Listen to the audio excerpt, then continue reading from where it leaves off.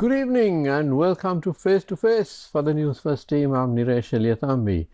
My guest tonight is Professor Kasi Viswanathan Chelvakumar, who is the Executive Vice President of the International Fintech Institute in Gujarat and also at the IIT in Gandhinagar. That's the Indian Institute of Technology. Good evening and welcome, Professor. Good evening, Niresh. It's a pleasure to be here. Thank you. Right, lovely to have you on the show. So fintech, a very interesting area indeed. Financials and technology. And these are cutting edge areas which Sri Lanka needs to get into. Perhaps for too long have we languished in the old technology, the old types of knowledge. Now, tell us a little bit about the project that you are working on at the moment. Thank you. Thank you very much. So fintech has been around for a very long time, starting with credit cards all the way down to electronic banking, and now into Bitcoin's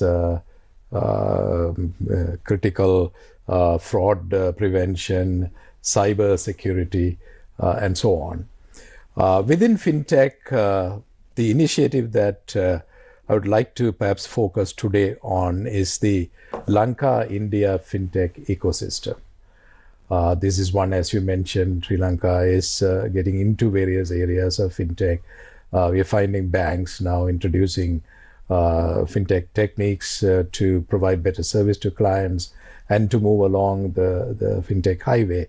What is fintech? It's simply the intersection of finance and technology. When you have the two coming together, then we have fintech. And as I mentioned, we have it from the classical banking card, credit card point to electronic banking to now cybersecurity and issues that are beyond that.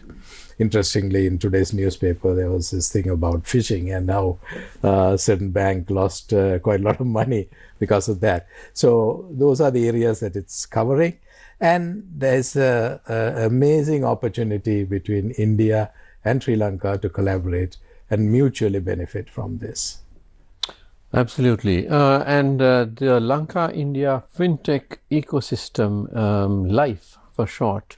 Tell us a little bit more about this this project, where you're basically taking expertise from the two countries and developing it. Yes. Very recently, some of you may have visited last year in 2025, September. We had our first Sri Lanka FinTech Summit. In that, there were a number of foreign delegates that came and spoke and discussed ideas. So that was one milestone that took place. And this year, we are building on that, having a more elaborate event in July of 2026. So that's one example of how we collaborate. Some of the banks, I'm not at liberty now to mention names, but one of our banks is seriously looking at having a presence in the gift area. So if I were to back up a little bit and say, what is gift? We're talking about a lot of different things here. So Gift City is a city that's about 2 decades old now, built on a 1,000-acre land base. This is in Gujarat. This is in Gujarat, yes. In Gujarat, Gandhinagar, which is the capital of Gujarat, and the nearest major city is Ahmedabad. In this city, out of the 1,000 acres, 250 acres have been carved out as a special economic zone. This concept is not new to Sri Lanka because we have had our free trade zones. We still have free trade zones and so on, which promotes international trade. So the whole purpose of the security zone is to promote international transactions. We have bullion exchanges. We have aircraft leasing. We have ship leasing, and the rules that apply obviously to the SCZ are different from the rest of India. So foreign countries can come in, deal completely in foreign currencies, and all those advantages that they are be exempt from tax for a number of things. And that's a massive operation that is going on. The other side, the domestic side, is the gift city. So the gift city is the developer, and IFSCA that runs SEC, they are the regulator. So there's a balance between the developer and the regulator. And the developer has attracted enormous amounts of investments. We have Google, Bank of America, and pretty much it'll be like driving through Silicon Valley if you drive through Gift City. So that is the part where the onshore activities are going on. So we generally refer to these as offshore and onshore. And in Gift City, we identified a need to build and upscale talent. This is something that we've noticed in Sri Lanka also. We have students graduating from colleges. They're bright, motivated students, but they don't have what the industry needs. So in order to fill that talent gap, which in India is much higher. Right now, NASSCOM has estimated this talent gap to be about 600,000 just in the area of fintech. So there was a need, and Gift City sent out, under the aegis of Asia Development Bank, a bid to participate in forming International Fintech Institute where this talent development would be done. Number of universities competed in that. IIT Gandhinagar, Ahmedabad University, and University of California, San Diego, we won the bid. Our leadership, being very astute, approached the others who were not a part of the winning bid and said, we may have won the bid, but that doesn't mean we're going to run the whole show by ourselves. So as a result, we have a roster of more than 100 eminent academics who are capable of teaching. So what does the International Fintech Institute do? We have three pillars. We have teaching, we have research, and then we have ecosystem building. It's within this framework that we are seriously looking at building an ecosystem that would include India and Sri Lanka being so close. So it was a long answer to a short question. Right. So it strikes me that India is streets ahead in fintech when you compare with Sri Lanka. How does Sri Lanka go about closing this gap? Obviously, initiatives like this LIFE project will help, but what more do we need to do here in Sri Lanka to close the gap? Because when it comes to digitalization, there is an enormous gulf of from where we are and where we should be. Of course, the present government in Sri Lanka is trying to digitalize, and that project is going along quite well. But we need to do a lot more. How do we set about this? That's a great question. And again, there's this long answer, but I'll try and encapsulate it in perhaps two major elements of this. One is collaboration at the higher education level, so that Sri Lankan graduates and Indian graduates are able to come together on projects involving digitalization and so on. The other one is through the interaction of industry partners, interaction and learning from leaders who have made it work. For instance, the UPI initiative. In India, I buy a chai for 10 rupees and I whip out my cell phone, and the chaiwala has a QR code. I click that. Maybe about 3 clicks later, he's got his 10 rupees. I'm done. I don't have to carry all those coins in my pocket. 300 billion transactions last year, more than US, China, and all of Europe put together. Of course, the value-wise, it's less because some transactions are 10 rupees. Now, we know we are moving on that pathway. We are trying to also introduce a UPI system in Sri Lanka. I'm not quite sure what are the impediments to that. We just need to break through that because it has been done.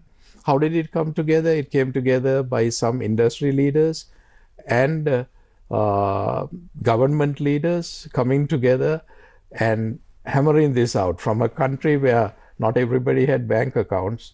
to having Aadhaar cards. So there were a number of things that led to this, which made it possible to have secure transactions. I've been using these transactions for the last 3 or 4 years, and I've not had a single error or single fraud. So we can learn from our neighbor. That's the part that I feel we could benefit from. Right. Now, Professor Chelvakumar, when it comes to closing this gap, both in fintech and the broader economic sense, as I mentioned, Sri Lanka is behind. We suffered during COVID. Before that, we suffered due to our civil war. And of course, then we had the economic meltdown of 2022. So we have a lot of catching up to do. And with our giant neighbor India growing at such a fast pace now, doesn't it stand to reason to collaborate a lot more with India in order to be a partner of India, especially South India? Absolutely, absolutely true. At this point, perhaps I should touch upon the asymmetry. I mean, you rightfully pointed out, India is a huge country, 1.4 billion people. We are 20 million, factor of 70x. But still, so that comes with all the things that go with it. It's a regional superpower, etc., etc. But still, we are unique. We are small, so we are agile. We can move much faster. And we have advantages. When I speak with my Indian colleagues who visit Sri Lanka, we have seen a lot of Indian tourism lately. It's just steadily increasing. They all go back with joy in their hearts, and many of them keep coming back. Multiple trips to Sri Lanka is not uncommon. What's your next destination? Someone in India saying Sri Lanka, it's not uncommon.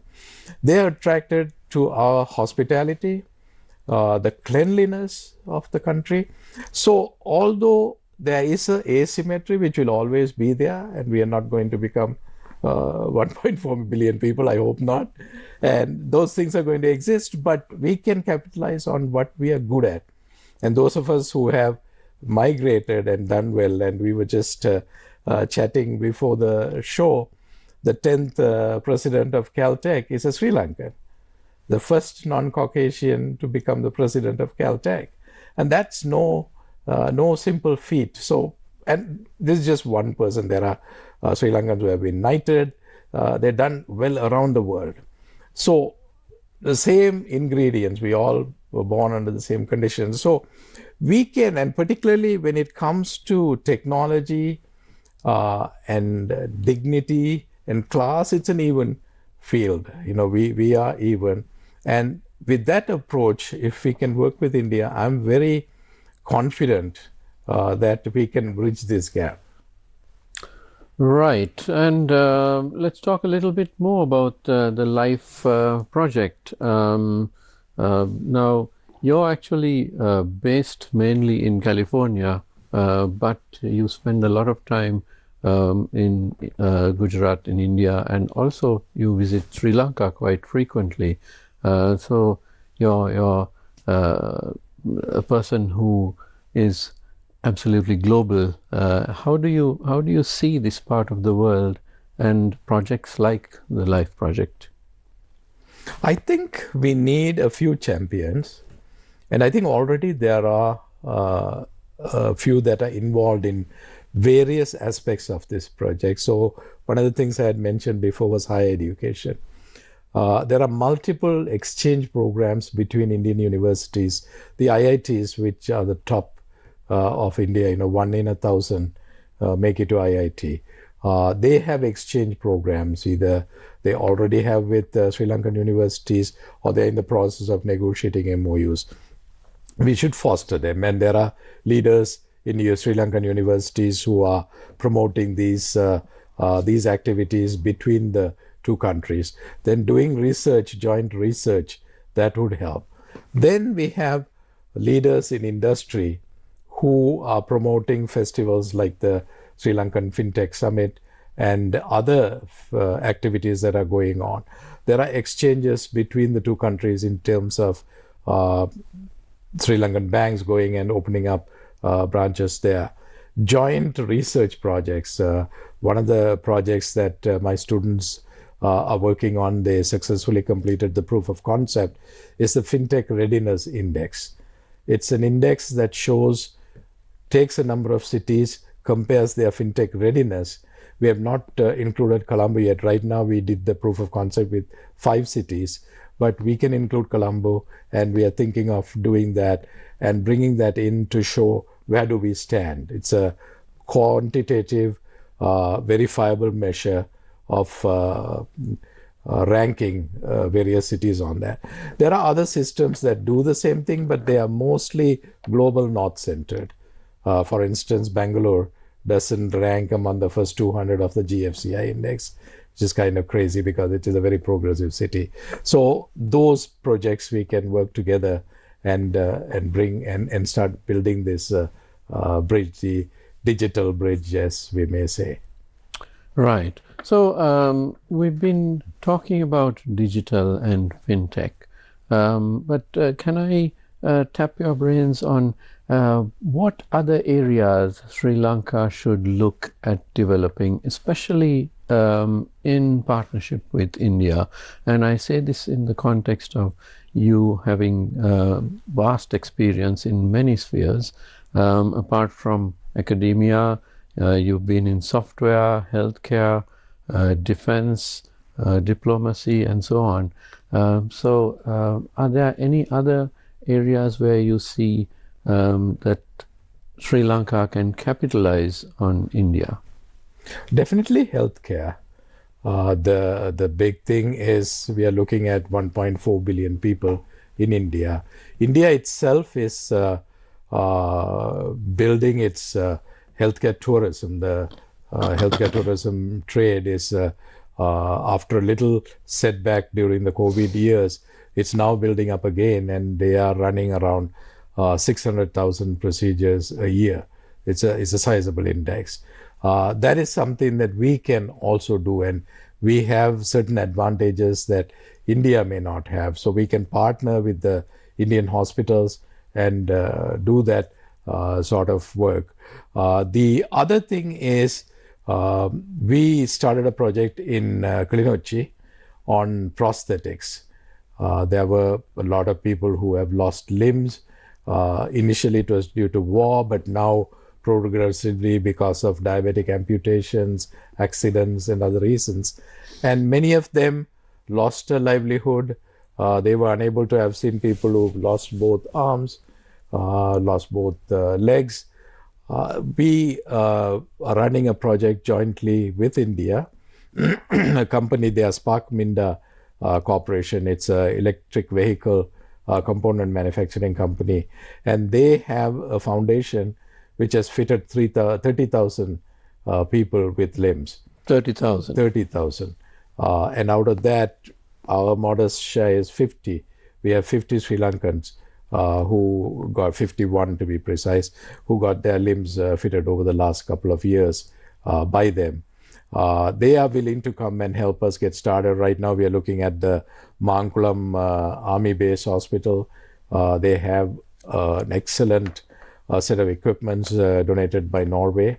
So that's another project. There are quite a lot of projects that are out there, but our challenge is getting it done, the last mile problem, as we may call. Getting it done. Hold that thought, because we need to take a short commercial break. I am with Professor K. Chelvakumar. Don't go away, because we'll be right back.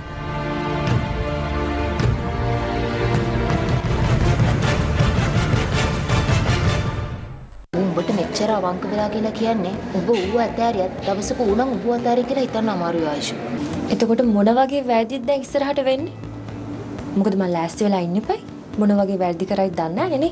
ඔයා මාව මෙහි ගෙනාවට පස්සේ මට හිටපු එකම යාළුවා.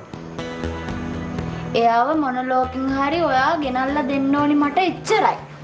ඒ දෙන්න ඔයාලා දෙන්නව සර්ප්‍රයිස් කරන්න හිතාගෙන නැති එකපාර වෙඩින් එකේ ඩේට් එක කියලා. ඒක ඉතින් මට අදාළ දෙයක් නෙමෙයිනේ. අනික අතාරින්න මම කවදාවත් උත්තර යාළු වෙන්නේ නැහැ නේ.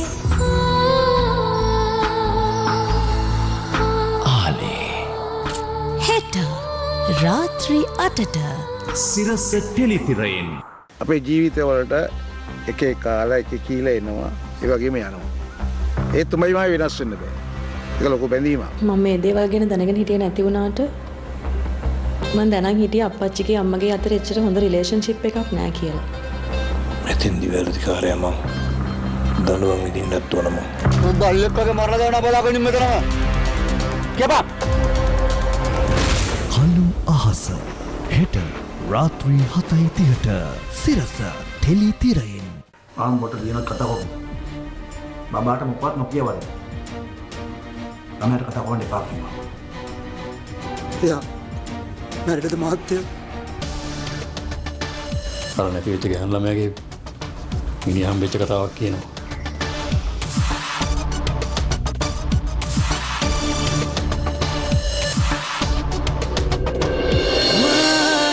හෙට රාත්‍රී 8:30ට සිරස ටෙලිතිරයෙන්. මේ ඉඳලා මේ මොන මගුලක පැටලෙයිද දන්නේ නැහනේ. ඒකයි. කොහොම ගිහිල්ලා? අයියා හරියට හරි අයියේ. මෙයා ළඟදී මගුලක් නම් කරගන්න ඕනේ. හැමදේම නියමෙටම තියෙනවානේ. ඔව්. මොනාවු තිබ්බත් කාලා ඉන්න එපා. නේ? මොනවා ගෙනත් දෙන්නද? පීස? කවුද දැන් ස්පීච් එක කරන්නේ? ඉතින් වා කරන්න. ඔය මැෂින් වල තියෙන මිනිස්සුන්ගේ ජීවිතවල තියෙන දේවල්ම තමයි. අපේ ඇඟ ගැන හිතලා තමයි වාහන වල පාර්ට්ස් හදලා තියෙන්නේ. ඕමයන් මේ මගදී අල්ලගෙන සද්දයක් දාමු. නැත්තම් ඔකුන්ගේ වාරිකේ ගන්න අමාරු. අහංකාර ආදරේ හෙට රාත්‍රී 9ට සිරස ටෙලිතිරයෙන්. ඒ ශ්‍රේෂ්ඨ නාගයින්ගේ රැජින අනන්ත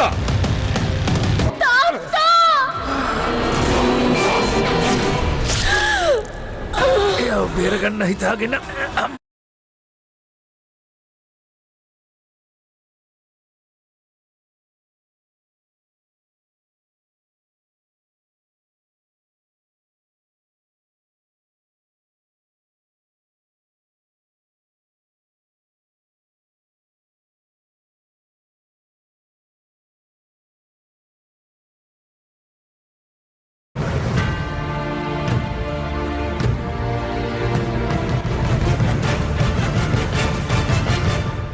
Welcome back to Face to Face. I am with Professor K. Chelvakumar, and we are discussing a range of subjects because he is a person with a wide experience in many fields. Professor Chelvakumar is an educator, a businessman, an entrepreneur, and a human rights champion as well. He holds a PhD in mechanical and civil engineering with a minor in aeronautics from the California Institute of Technology, and he has a healthcare executive MBA from the University of California at Irvine. He is originally from Jaffna, but he has been living in the United States in California for a very long time. He is, of course, a visiting professor at the Indian Institute of Technology in Gandhinagar in Gujarat, where he teaches mathematics and business. He also delivers lectures and teaches mechanical engineering at the Faculty of Engineering of the University of Jaffna in Kilinochchi. And some of the areas that he has been involved in, interestingly, one is defense. He served as the president of EPIR Technologies, which is a research and development manufacturing company for U.S. defense agencies. He continues to serve on the board since 1999, and this company produces devices which are used in night vision, missile guidance, and solar applications. And in the healthcare field, Professor Chelvakumar served in various leadership positions as a healthcare administrator and in the roles of chairman of the board, Chief Financial Officer and Corporate Responsibility Officer. He served as chairman of the board of Daughters of Charity, DOCHS, which is a centralized business division with a gross annual revenue of $2 billion. And he was involved in successfully bringing $4.2 billion in federal Medicaid back to California through the Provider Fee Initiative. And of course, he has also been involved in the software development area, because in the early 90s, he founded a software startup company, Repronet, in California. He has also served as a shuttle diplomat in Sri Lanka's civil war during the 1980s and 1990s, where he shuttled back and forth between the governments of Sri Lanka and India, and of course the Tamil leadership. So quite a varied repertoire indeed. And he has also, in the field of academia, served as a tenure-track faculty member at Carnegie Mellon University in the U.S. state of Pennsylvania, at Pittsburgh, of course, where he led the structural design, the design team, rather, of the Mars rover robotics project. And he has also taught more than 30 courses at the Los Angeles and Fullerton campuses of the California State University as adjunct faculty. So quite an interesting career indeed, Professor. But let's get back to what you've done in Sri Lanka, and some impressive work indeed. You were talking about the Center for Prosthetics in Kilinochchi, and I believe that the Capital Maharaja Group was involved in that as well. Would you like to speak a little bit about how it started up and the involvement of Capital Maharaja Group as well? Absolutely, yes. Thank you. Thank you.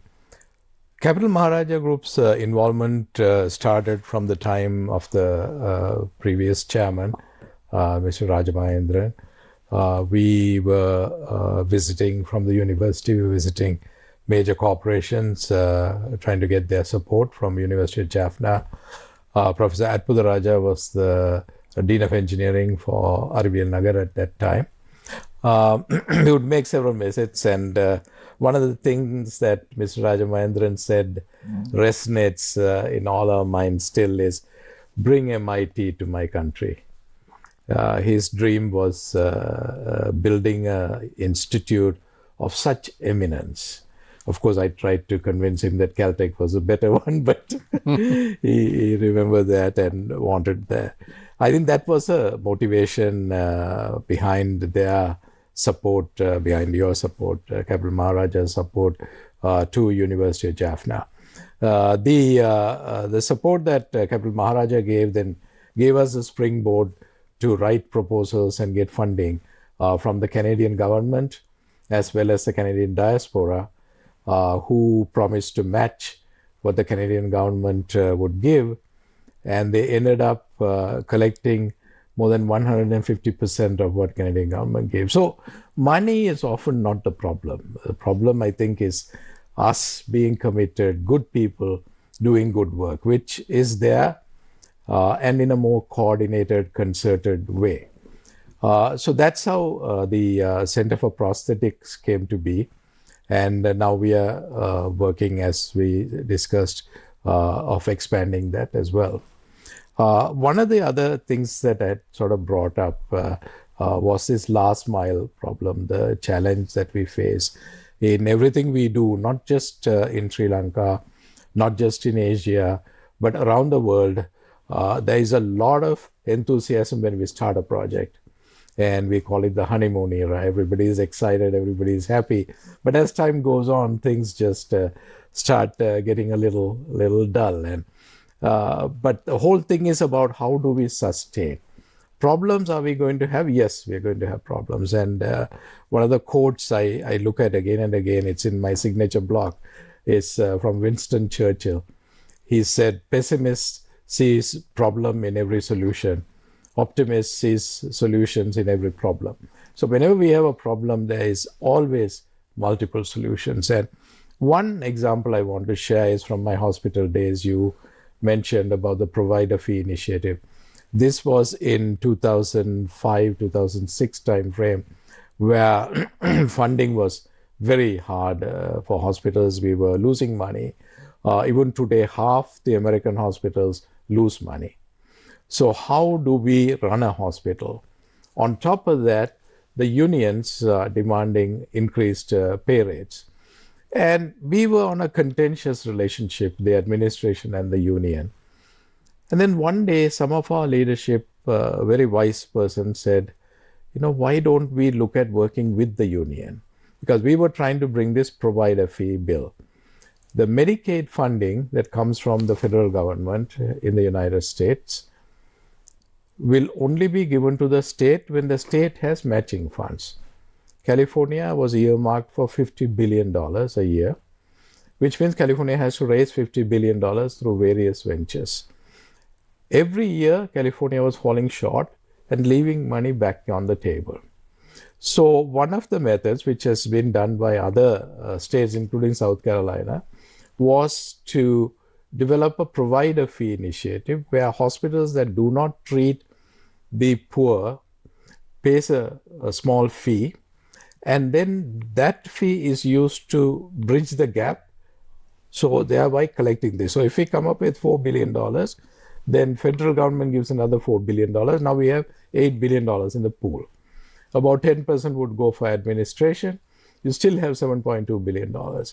Then you try to make good. The challenge is, and the reason I'm giving this example is, this seemed like an impossible task. This seemed like a gone case, as we say. But it is not. If you think hard, you work hard, you can solve it.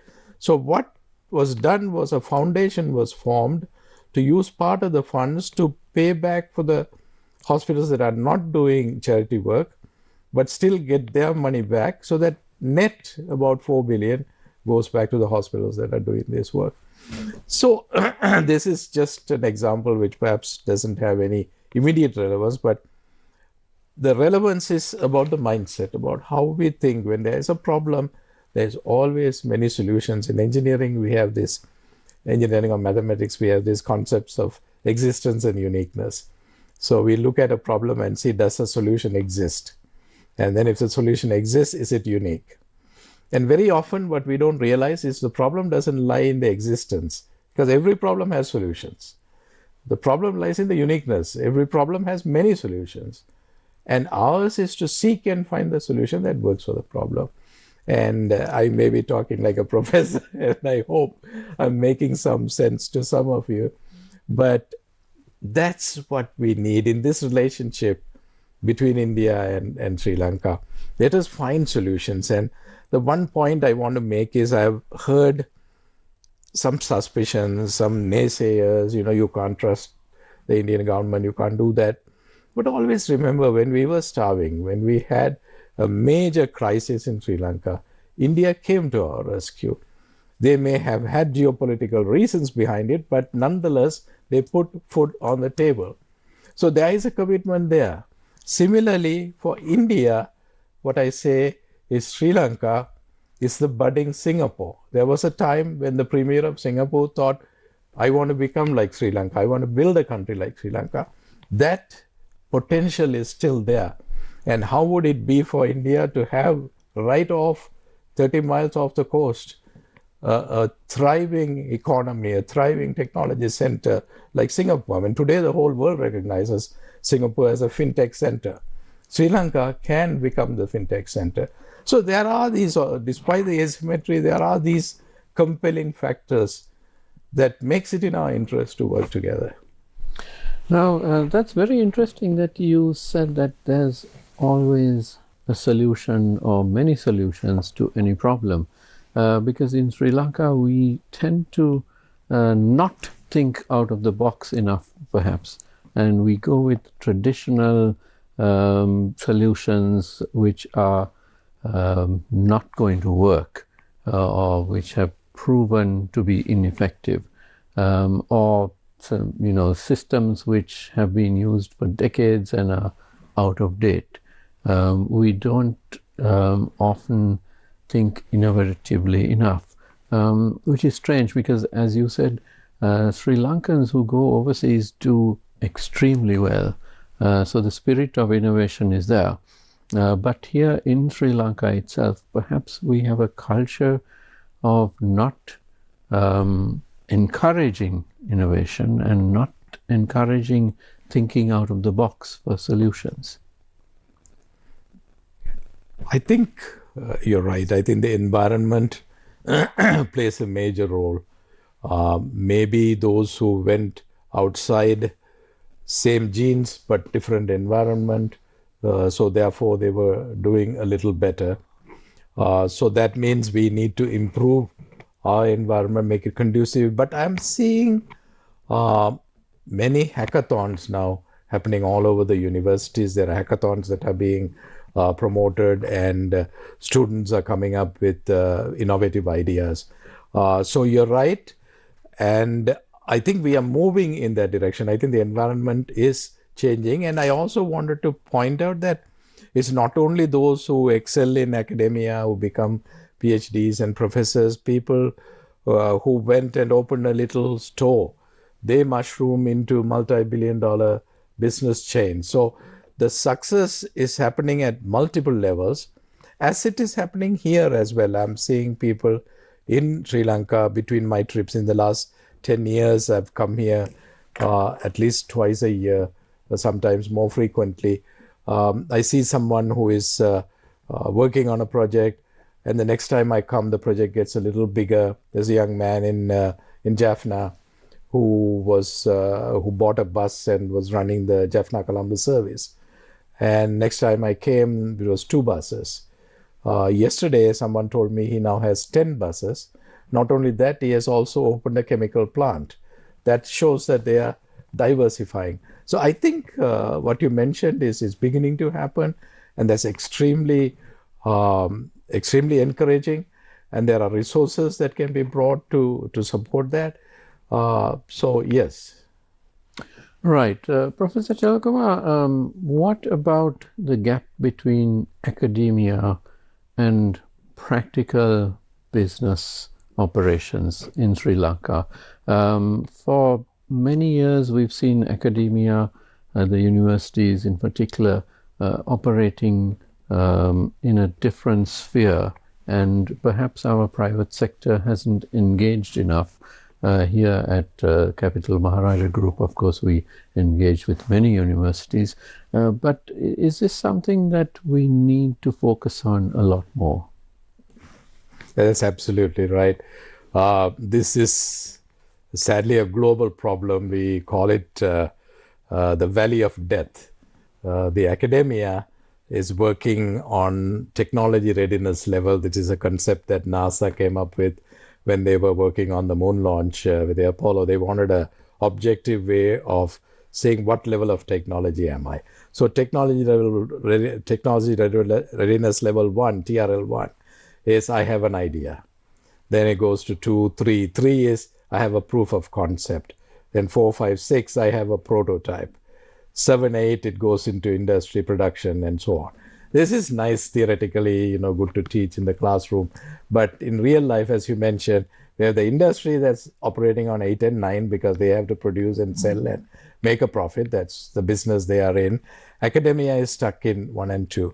But we are now finding progressively more faculty members crossing that chasm, crossing the valley, and going into marketing their products, getting it done.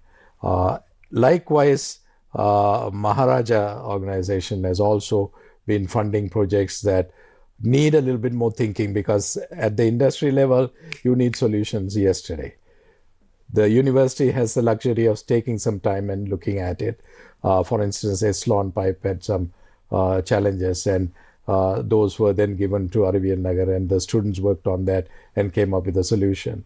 So it's happening, but we just need to seamlessly bridge that gap. And that is true. Right. And what about Sri Lankan culture per se? Perhaps it was because of the war, perhaps because of politics, but Sri Lankan culture hasn't encouraged much innovation, whereas you spoke of India, you spoke of Singapore, and of course the United States. These are cultures which are encouraging innovation. Do we need a proper change of culture, a change of mindset, that we need to be faster, more agile, and more results oriented? Yeah, that's a loaded question. And I'm going to stick my neck out here and say something. We got pretty damn good killing each other. The level of technology that went into the Civil War was just phenomenal, both sides. So what is it? I think what I'm thinking is that can we take the essence of what happened there to put it into technology, put it into fintech, put it into any other technology? So I think it is there. Because the level of weaponization, of course, we went abroad, got trained and all that stuff, but we can definitely do that for these things also. We can go to the West, we can go to India, we can go to China, we can go to various countries and get trained. But the level of military functioning at that time was like any first world country.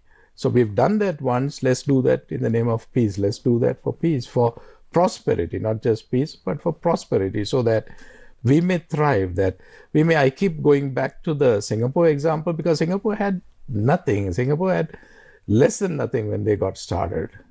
We are at a much better point now, and Singapore has gone here, so we can go to the same level, if not higher.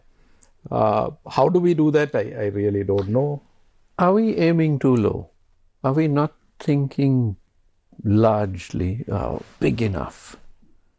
I think that is true. You're talking to a guy who was a kid, maybe 8 years old, listening on the radio, the moon landing, and they kept talking about JPL and Caltech, and I told myself I want to go to Caltech. I didn't even know what Caltech was. It was an impossible dream. But I think if we dream big, and the word serendipity was coined, and you know that by Walpole, Serendip, on the island of Serendip. So this is the land of serendipity. Things can happen. We can dream big. Yeah, I would say dream big. Will you fall? Yes. Will it hurt? Yes. But the joy at the end of it is well worth it. Excellent, excellent. And well worth thinking about indeed. And I'm afraid we are out of time. My thanks to Professor K. Chelvakumar for being my guest this evening. It was lovely having you on the show. So all that I want to say is together we can. Nandri, Vanakkam. And thank you to you at home for watching. Have a great evening.